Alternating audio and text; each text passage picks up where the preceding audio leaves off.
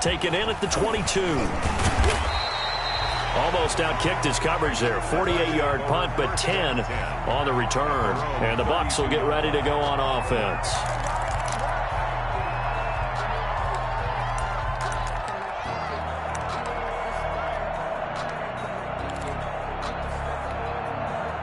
The Tampa offense ready to get their drive started. Their defense was able to force the punt. That's the good news. But this is still a two-score game, and they need points on this drive and in a relatively quick manner. Officially, it's a 1-yard loss. That's going to bring up second and 11. It's a loss, but they're certainly not neglecting their run duties as well as they ate up the blockers in front and allowed the secondary to get home.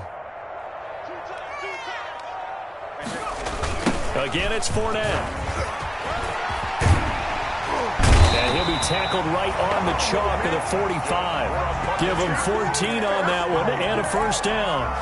Boy, where would these guys be without his performance on the ground?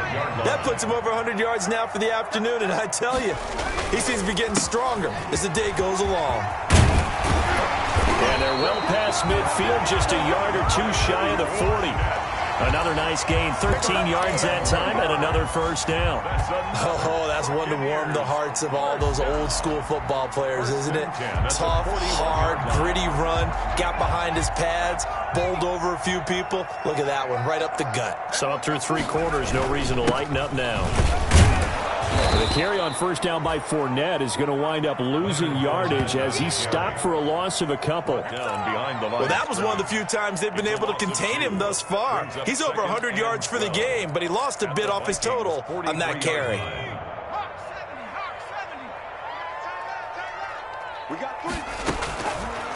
Now they'll switch it up here and look to throw. Looking downfield for Godwin.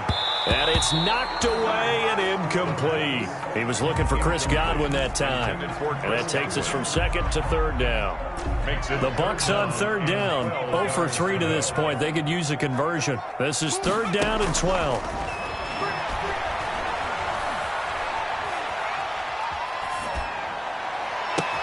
Open man is Miller. He's got it.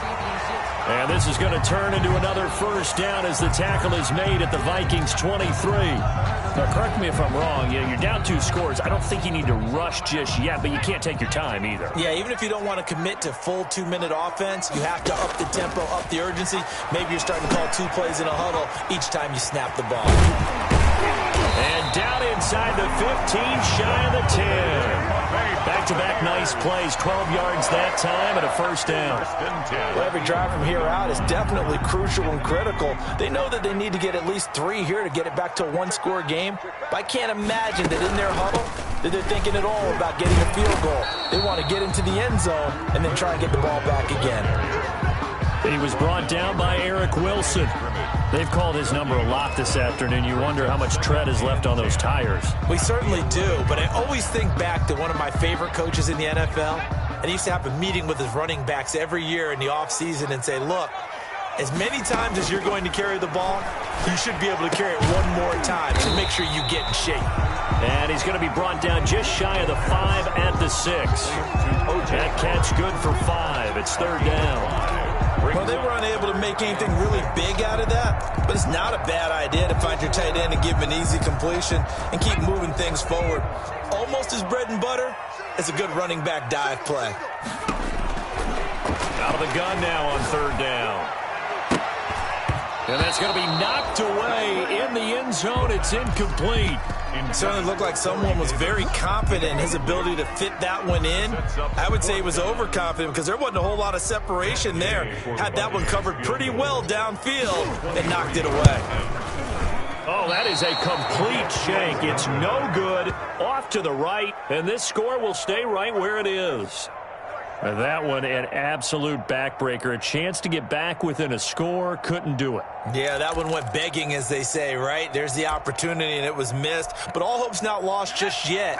But, boy, getting back within 1 score would have been a powerful motivator for their defense to take the field with. They'll try and wind down some clock with Cook. And for one of the few times here today, this run's not going to go anywhere. And now, defensively, they're going to burn their first timeout.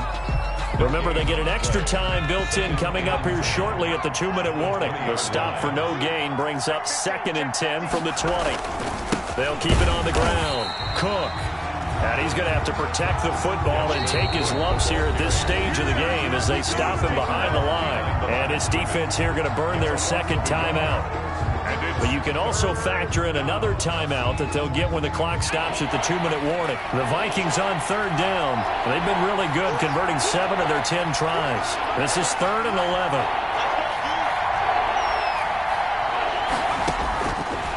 Now a shotgun snap as they'll look to throw.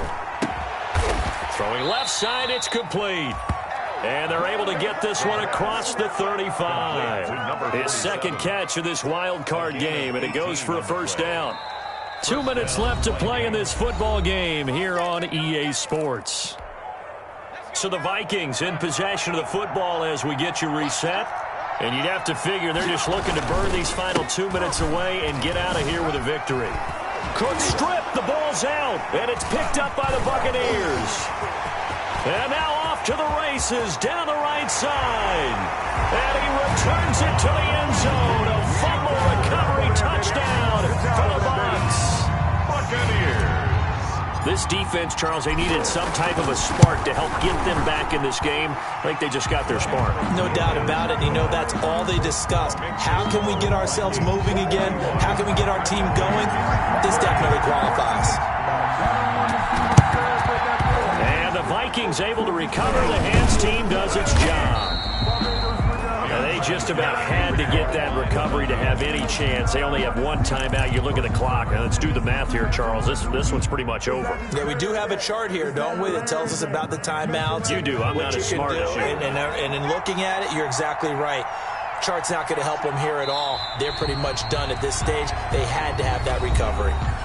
The Bucs forced to use their third and final timeout as they'll talk things over prior to this upcoming second down play.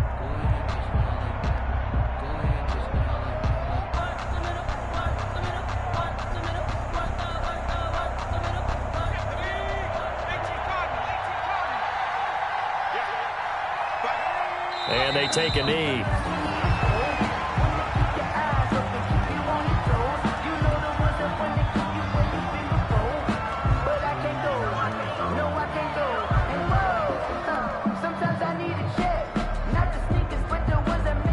So here we go, Charles, 3rd down. Any chance you're throwing? I don't think so. I think you got to keep the clock rolling here.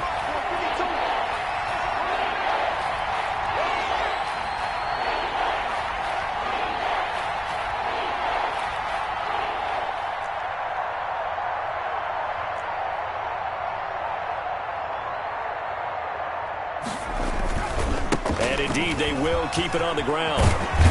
Well, this is going to depend on the spot, but it's not a very generous one. He looks to be about a yard or so short. They do get 12, but they'll be marked short. And that leads to a 4th down. It's now 4th down.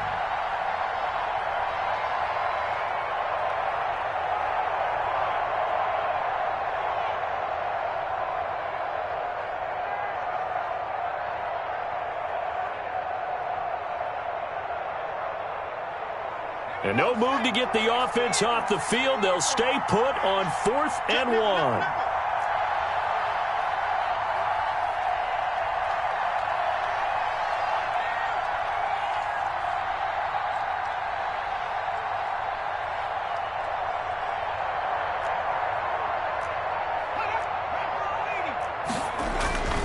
Running for it, here's Cook.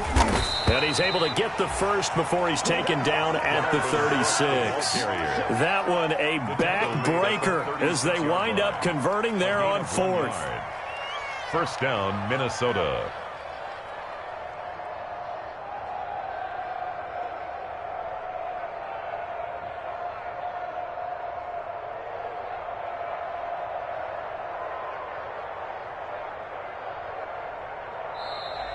Today's final score. Their season ends here. A tough way to go out. And the goal was to not just get to the wild card game, which they did, but to win it.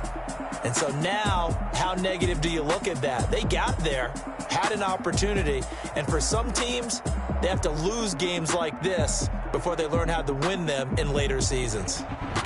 So that'll do it for us. For my partner, Charles Davis, and all the hard-working men and women on our crew, I'm Brandon Gaudin. You've been watching the NFL right here on EA Sports. With that, we say so long from Tampa.